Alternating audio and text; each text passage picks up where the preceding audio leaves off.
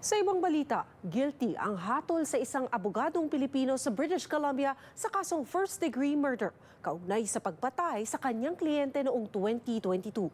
Nakausap ng aming kasamang si Kisha Balatbat ang anak ng biktima na patuloy daw ikinalulungkot ang sinapit ng ama. Narito ang report. Kamakailan sa isang korte sa Kamloops, British Columbia, nahatulang guilty ng first-degree murder ang abogadong Pilipino si Rogelio Butch Bagabuyo. Pinatay ni Bagabuyo si Mod Abdullah, isang lecturer sa Thompson Rivers University na kliyente niya noong 2022. Ang anak ni Abdullah na si Sara Buko na nakatira sa Pilipinas, nagpapasalamat daw sa resulta ng paglilitis.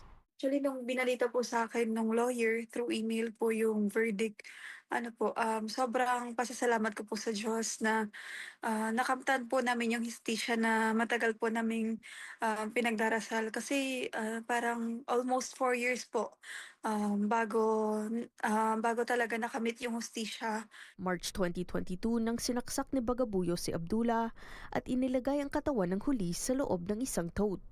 Ninakawan din ni Bagabuyo si Abdullah ng halos $800,000 kaugnay sa paghiwalay ni Abdullah sa kanyang asawa. Umamin man si Bagabuyo na ginawa ang krimen, sinabi ng kanyang defense lawyer na hindi raw ito sinadya ng kanyang kliyente.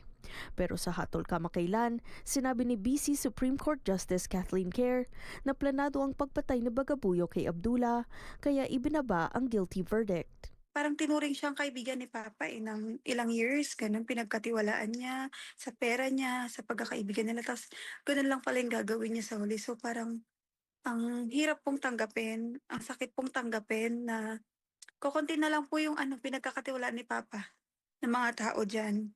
Tapos ganun pa po, isa sa mga pinagkakatiwalaan niya, pinatay pa siya. Nasa Pilipinas si Buko pero lubos daw ang pasasalamat niya sa mga abogadong tumulong sa kanila sa Canada dahil updated daw sila palagi sa kaso. Ito kahit na isang matagal na proseso raw ang pagkuha ng hustisya. March 11, 2022, na-report na namatay siya pero March 17 siya natagpuan. So parang doon pa lang po sa hustisyang duration po nung parang kaso.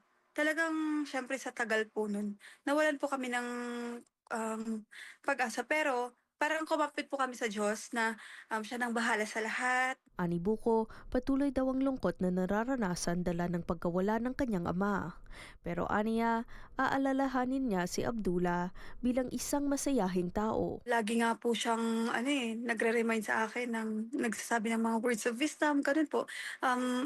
Lagi niya po akong pinapalalahanan kahit na hindi man po kami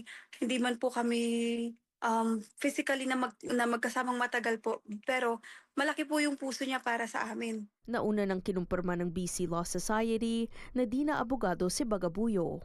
Sa ilalim ng sentensya ng first-degree murder, hindi makakakuha si Bagabuyo ng parol sa loob ng 25 taon. Kisha Balatbat, Omni News, Toronto.